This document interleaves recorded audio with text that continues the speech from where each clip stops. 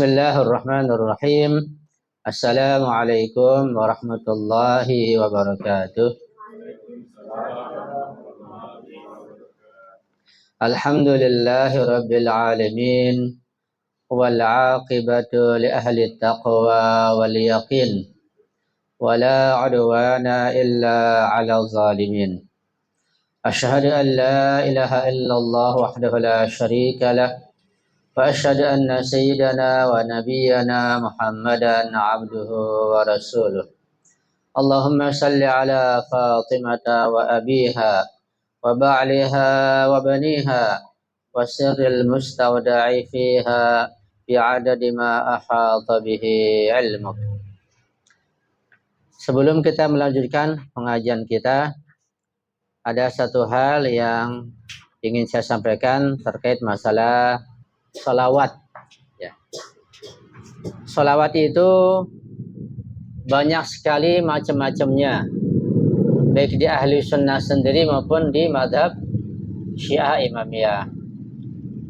Di ahli sunnah misalnya ada sholawat nariyah, ada sholawat kamilah, ada sholawat munjiyah, ada sholawat fatih, ada sholawat macam-macam. Setiap ulama, setiap imam punya salawat sendiri. Bisa nyusun sendiri biku. Sampai ahli-ahli tariqat, ahli sufiyah bisa menyusun salawat sendiri. Sehingga salawat jumlahnya bermacam-macam. Bisa disusun sendiri oleh para ulama. Nah di ahlul bait, di syiah imamiyah, kebanyakan salawat itu bukan ulama yang menyusun. Tetapi salawat datang dari para imam ma'sum. Sehingga kalau kita buka kitab Mafathul Jinan misalnya, macam-macam sholawat banyak sekali. Ada sholawat harian, ada sholat di bulan khusus, ada sholat untuk orang tertentu, banyak sekali. Jadi bedanya yang saya perhatikan, kalau di ahli sunnah, sholawat itu banyak dibuat atau disusun oleh para ulama. Imam Syafi'i punya sholawat. Kemudian Imam Sufi punya sholawat yang mereka susun. Itu dibolehkan, gak ada masalah. Cuma kalau saya lihat di Ahlul Bait, sholawat kebanyakan datangnya dari para imam ma'sum. Ya, dari Rasulullah sumbernya. Yang jelas ya, Sayyidah Fatimah Zahra penuh dengan rahasia yang belum bisa dibongkar sampai sekarang. Sampai kuburan beliau sendiri sampai sekarang belum diketahui, kecuali orang-orang yang sangat tertentu tahu di mana beliau berada. Tapi yang kebanyakan tidak ada yang tahu karena masih dirahasiakan. Kapan akan bisa dibuka nanti ke kuburan beliau sehingga kita bisa ziarah langsung? Bisa jadi wallahu alam beliau baru rela, baru siap dibuka kuburannya untuk umum ketika orang-orang yang memusuhi beliau terbongkar semua kejahatannya. Gitu. Berarti dendam? Iya dendam. Apa dendam buruk? Enggak, semoga dendam itu buruk. Dendam ada yang buruk kalau sifatnya pribadi. Ya, intiqam, dendam buruk kalau sifatnya pribadi, bukan urusan akidah, bukan urusan agama. Buruk kita dendam sama teman, sama seorang, dong kalau sakit hati, pribadi sifatnya, sakit pribadi gitu misalnya. Itu nggak baik, itu buruk. Apalagi kalau sesama teman, ya. Kalau sifatnya masalah akidah, masalah agama, dendam keharusan. Seperti dendamnya Imam Husain dan kita pengikutnya kepada Yazid dan kelompoknya ada dendam. Karena sifat Allah juga ya muntakim, yang membalas dendam. Ya. Jadi dendam itu buruk apa baik? Tergantung. Kalau dendamnya sifatnya pribadi atau urusan dunia, urusan kecil-kecilan ya sangat buruk. Kita harus memaafkan. Ya, memaafkan, baik lagi, damai lagi, tentang lagi, lemah lembut lagi, dendam dihilangkan, dihapuskan. Karena dendam di situ akan menimbulkan penyakit. Nanti timbul penyakit jantung, penyakit paru-paru, penyakit penyakit migran, macam-macam. Dari dendam itu dongkol. Kalau sifatnya pribadi. Oh, dendam sifatnya untuk membela agama, untuk membela akidah, itu diharuskan. Nah, Az-Zahra juga punya sifat dendam. Ketika Fadak diambil, dirampas, ya tentu membela. Apa karena rakus? Karena tidak, karena Fadak itu untuk umat, bukan untuk beliau. Dan fadak bukan warisan, itu hadiah atau hibah Rasulullah. Nah, jadi sini azharo bisa jadi ada sifat dendam kepada musuh-musuhnya, sehingga beliau belum mengizinkan sampai hari ini kuburannya untuk diketahui oleh kita semuanya. Sampai kita pun kebagian kemalduman beliau. Kapan? Bisa jadi beliau baru rela nanti kalau musuh-musuhnya itu telah dibongkar semua kejahatannya. Artinya musuh-musuh ini betul-betul tidak ada lagi yang memujinya, betul-betul orang jahat, ketahuan, terbongkar, baru akan beliau mengizinkan kuburannya diziarahi insya Allah. Hingga saat ini beliau hanya mengizinkan berziarah ke makam Sayyidah Fatimah Ma'sumah di Kum. Makam beliau putri daripada Imam Musa Al-Kadhim, saudara Imam Ridho. Ya. Makam beliau meninggal tidak sempat menikah karena tidak ada yang kufu dan yang cocok. Tapi kedudukan beliau di sisi Allah luar biasa. Sehingga kata Az-Zahra alaihissalam kepada seorang ulama yang mimpi menziarahi Sayyidah Fatimah Ma'sumah sama dengan menziarahi Sayyidah Fatimah Az-Zahra. Luar biasa. Itu adanya di Kum. Sampai ada hadis riwayat dari Imam Ma'sum bahwa Kum itu babun min abwabil jannah.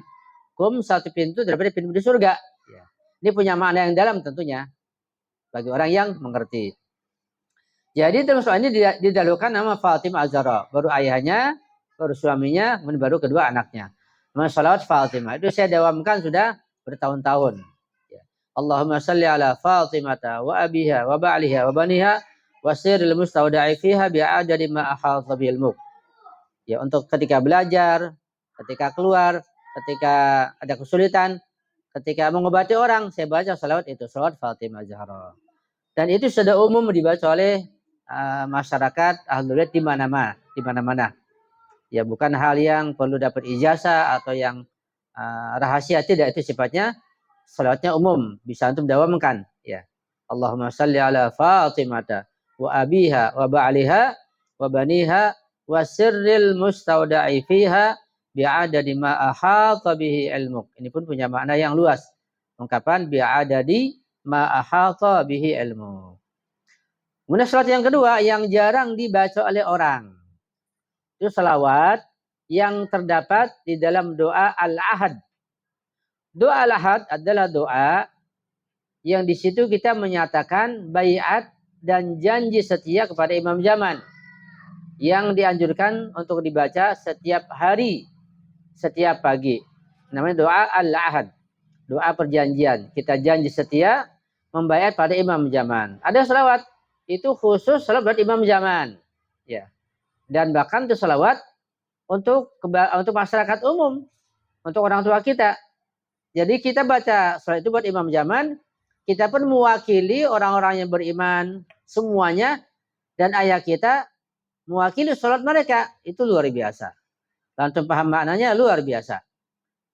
Itu awalnya salawat Allahumma balligh Maulana al-Imam al-Hadi al-Mahdi al-Qa'ima bi amrik. Salawatullahi alaihi wa ala abaihi tahirin an jami'il mu'minin wal mu'minat fi masyarikil ardi wa magharibiha sahliha wa jabaliha wa barriha bahriha wa anni wa an walidayya minas salawati zinata rasyillahi wa midada kalimati wa ma ahsahu ilmu ahata bihi kitabuh. Luar biasa kalau tahu, kalau paham maknanya dan artinya luar biasa. Baru membaiat, ya.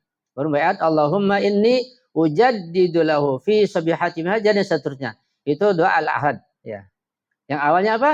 Allahumma rabban nuril azim wa rabbal kursi rafi wa rabbal bahril masjur dan seterusnya.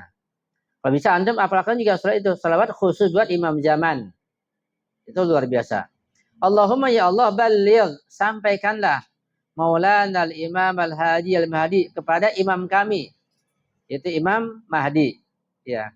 Kemudian salawatullah alaihi wa ala abihi tahirin. Semoga salawat untuk beliau dan ayah-ayah beliau sampai kepada Rasulullah. An jami'il mu'minin wal mu'minat. Dari semua orang yang beriman, laki dan perempuan, itu kita mewakili di situ. Fi masyarikil ardi, yang ada di bagian timur dunia. Timur Maghrib, timur dunia. Wa magharibiha, dan sebelah baratnya, ya seluruh dunia. Ya, an jami'al mu'minin wal mu'minat fi masyarikil ardi wa magharibiha. sahliha wa jabaliha, baik ada di daratan maupun yang ada di pegunungan, fi barriha wa bahriha, yang ada di lautan maupun yang ada di daratan. Ya. Itu luar biasa. Kita mewakili mereka. Bahkan wa anni juga dariku, wa an walidayya juga dari kedua orang tuaku. Ini luar biasa. Artinya kita di sini membaca salawat Imam Zaman, kita mewakili juga untuk kedua orang tua kita. Ini punya makna yang dalam dan nilainya buat orang tua kita yang telah meninggal dunia luar biasa. Artinya mereka nggak baca salawat, kita wakili mendapat pahala salawat, dapat syafaat Imam Zaman dan imam lain insya Allah buat orang tua kita. Karena itu kedudukan kita bisa memberi syafaat buat orang tua kita lewat salawat ini. Ya, itu yang kedua masalah salawat. Ya.